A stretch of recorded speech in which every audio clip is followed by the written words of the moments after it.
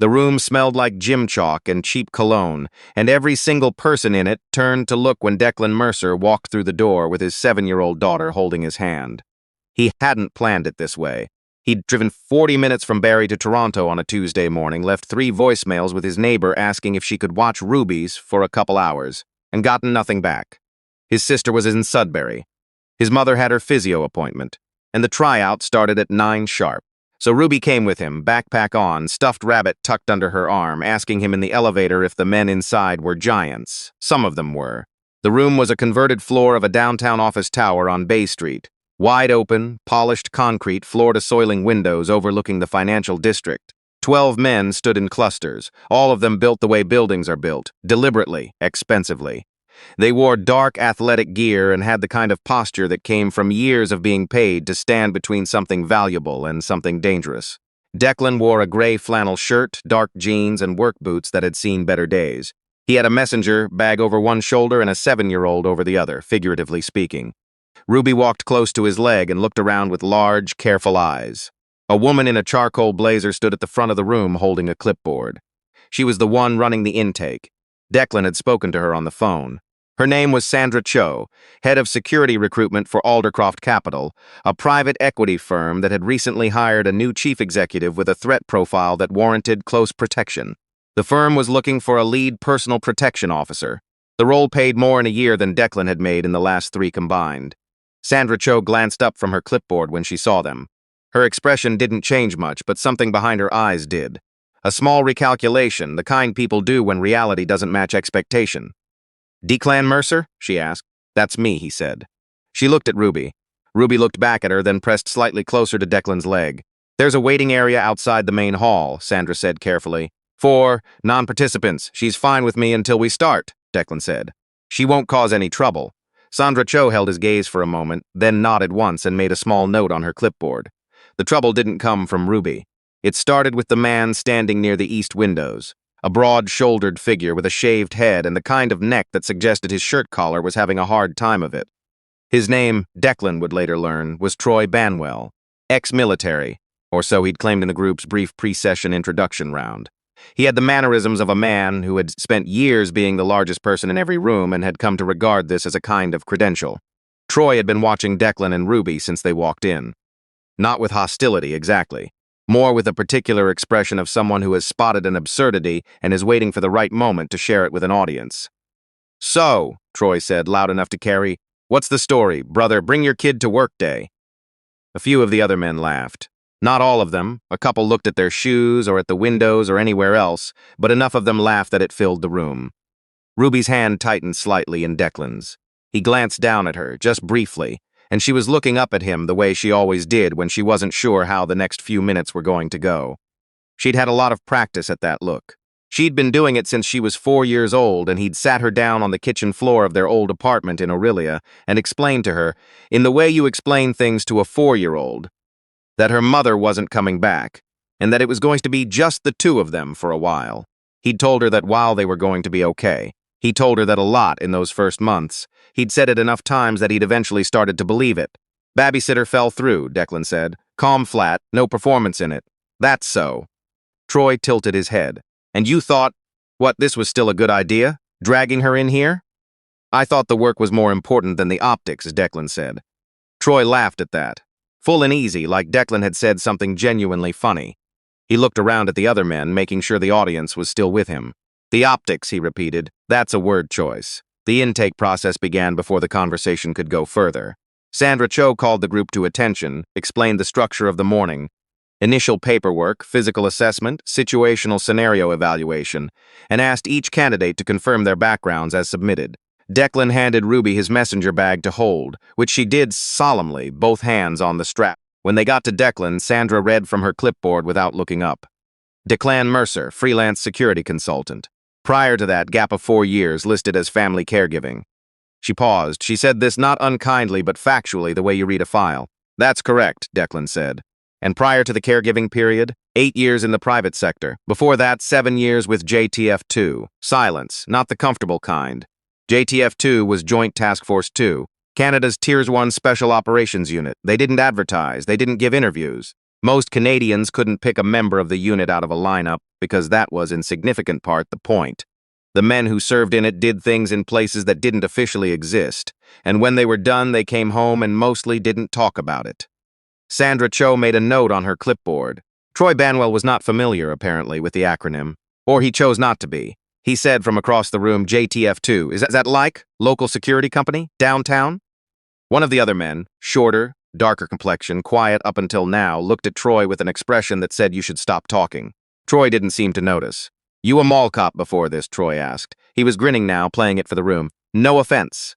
Declan looked at him. He'd looked at men like Troy 100 times in 100 different rooms, men who treated silence as an invitation to fill it, men who confused volume with power.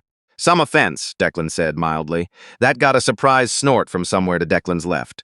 The quiet man with the dark complexion turned away, and Declan thought he saw the edge of a suppressed smile. Ruby tugged gently on Declan's sleeve. Dad, she said quietly, is that man being mean? The room went briefly still. Declan crouched down to her level.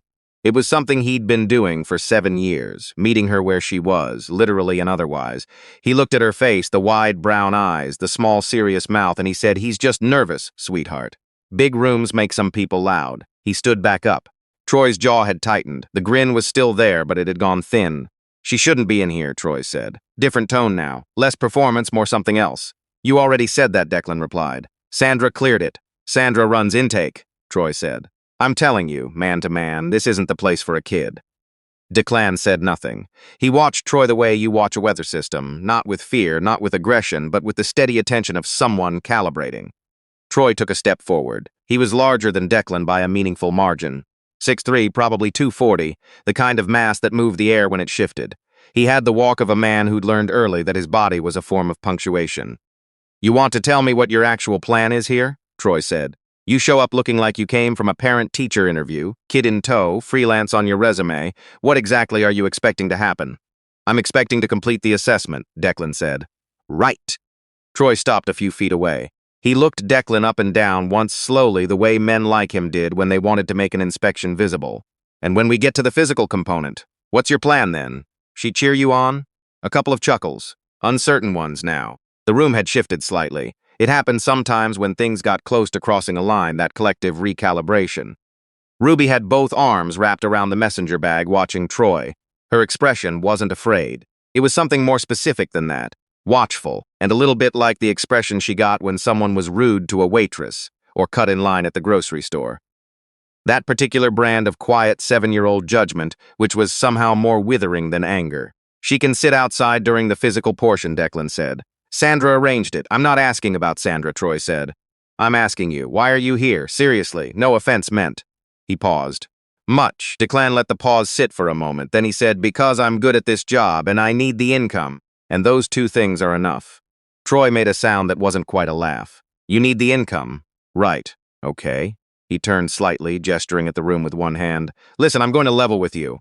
I'm not trying to be a jerk. I'm trying to save everybody time. This is a serious position, serious client, and they need someone who can. He paused, choosing the word present appropriately, Declan repeated. Yeah, like you. Troy spread his hands. I'm just being honest. You are, Declan said. You're also being wrong. The physical assessment started 40 minutes later. Ruby was set up in a glassed-in anteroom just off the main floor, visible through the windows from inside. Sandra Cho had arranged a chair and a small table for her, and someone from the building's admin team had brought her a juice box and a coloring sheet from somewhere, which Ruby accepted with grave politeness. Declan could see her from most positions on the floor. She had her colored pencils out. She always had them in the backpack, along with a library book and a granola bar, because she had been raised by a man who planned for contingencies, and she was bent over the coloring sheet with the focused intensity she brought to everything. He watched her for a moment before the assessment began. She looked small from this distance. She always looked small from a distance. Up close, she seemed much larger, the way certain people do, full of opinion and question and fierce particular affection. She'd been the thing that kept him moving these past few years. Not in the sentimental way people sometimes said that, she's my whole world, but in the operational sense. When you have a person depending on you, when you are the entire scaffolding of someone else's life, you don't have the luxury of falling apart. You keep going. You figure things out. He'd figured out a lot of things. The assessment started with a written component: threat identification, situational analysis, decision trees for various protection scenarios. Declan worked through it steadily. He'd been out of active field work for 4 years, but that was like saying a surgeon had been out of the OR. The knowledge didn't leave, it just waited.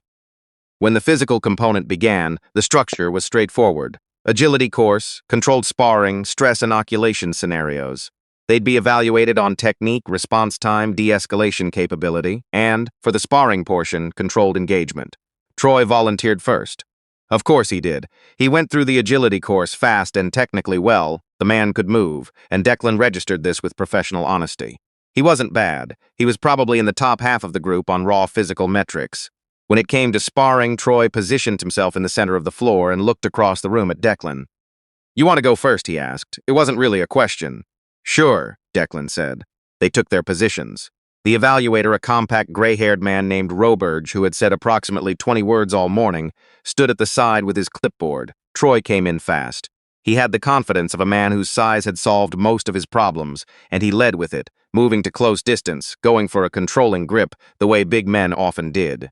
Fast and deliberate and absolutely certain of the outcome. Declan wasn't there when the grip arrived.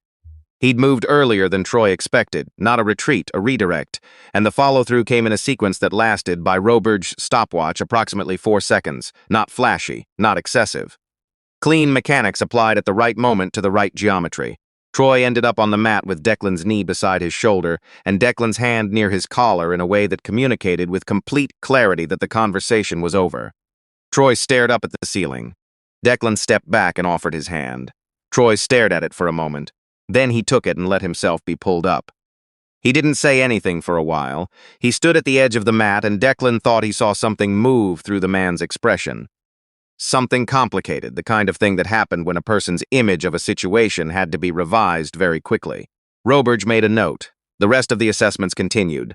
Declan moved through them the way he'd moved through most things for the past 7 years. Steadily, without comment, doing the work in front of him. In the situational scenarios where the evaluators tested judgment under pressure, he was faster than most and more precise than all of them. Years of fieldwork left a residue. You could take a man out of the operational environment, but the operational environment didn't fully leave him. Between sessions, he checked on Ruby through the glass. She was still coloring. She'd finished the provided sheet and had moved on to the back of a piece of paper she'd pulled from her backpack.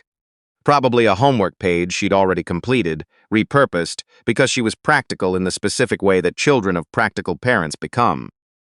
At the midpoint break, he went in to see her. "How's it going?" he asked, crouching to her level. "Good," she said, with the equanimity of a child who has learned to make the best of unusual situations. "The juice was apple. I prefer orange, but it was still good." She considered the coloring sheet. "That man that was mean to you. Did you beat him? We did an exercise," Declan said carefully. Ruby's expression made clear she found this answer inadequate. She had her mother's particular brand of precisely calibrated patience for nonsense, which was to say, very little. "Did you win?" she asked. Declan looked at her. "Yeah," he said. "I won." She nodded, satisfied, and went back to her coloring. He stayed there for a moment, on one knee in the doorway, looking at his daughter bent over a drawing, and he felt the specific weight of the morning settle into him. Not pride, exactly. Something quieter than that. The feeling of having stood in a room that tried to make him small and simply refused. He'd had to learn that. It hadn't come naturally. After Jacinda died, 3 months after Ruby's 4th birthday, from an illness that moved so fast they barely had time to understand it before it was over, Declan had gone through a period that he now thought of simply as the first year. He didn't talk about it much. There wasn't a lot worth saying. It was what it was. A year of getting through each day because the next one was coming regardless, and there was a small person in the house who needed him to be functional. He'd left the private sector job because the travel wasn't compatible with being Ruby's only parent. He'd cashed out what savings he had. He'd done contract security work where he could in the margins, and it had paid the bills mostly until it hadn't. The apartment in Aurelia. Then a smaller apartment in Barrie. And eventually the conversation with himself where he admitted that he needed to do something different. Something more stable, better paid, something that used what he actually knew. This job was that. Or it could be. The CEO of Aldercroft Capital was a woman named Helene Marichal, a dual citizen who'd built the firm over 15 years from a 2-person operation in Montreal into a mid-market PE firm with offices in Toronto, Vancouver, and London. She'd recently acquired a company in a contested sector, energy transition infrastructure. and the acquisition had generated certain frictions. There had been credible threats.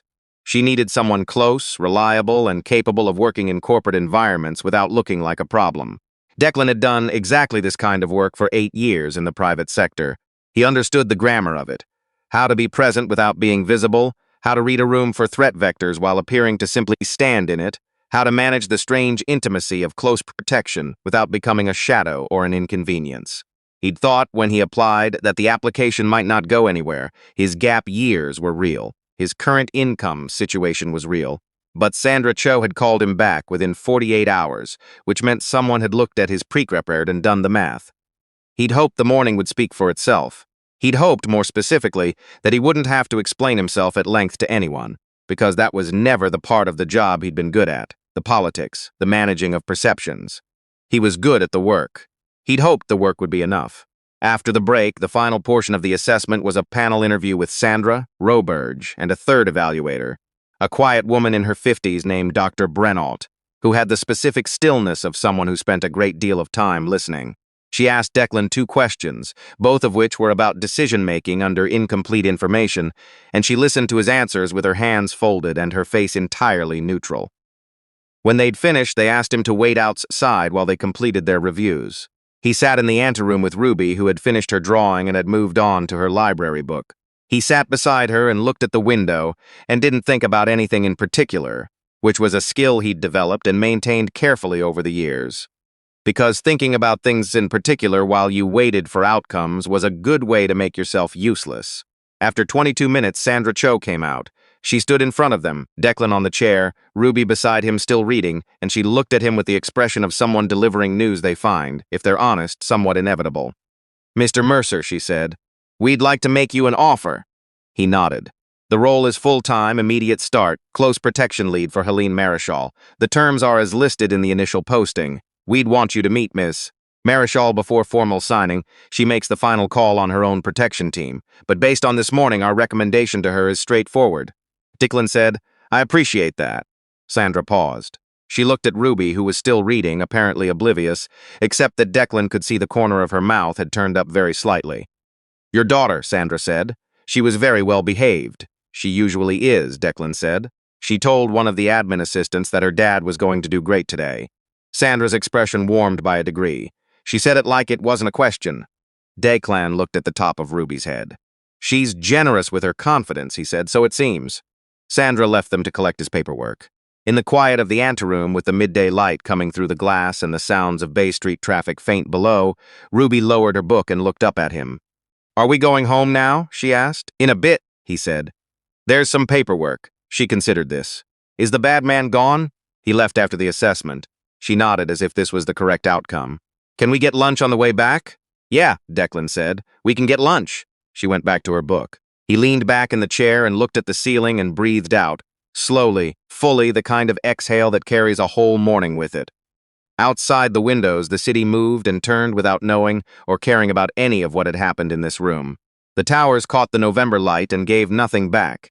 But in here, in this small anteroom with its 2 chairs and its table and the faint smell of coffee from somewhere down the hall, there was his daughter reading her book with her stuffed rabbit propped beside her, and there was the fact of the morning which had gone the way he'd known it would go if they just let him show them. That was the thing about being underestimated. It was uncomfortable. It was, honestly, exhausting sometimes. The proving, the defending, the standing quietly in rooms while men twice his size tried to rewrite the story with their volume.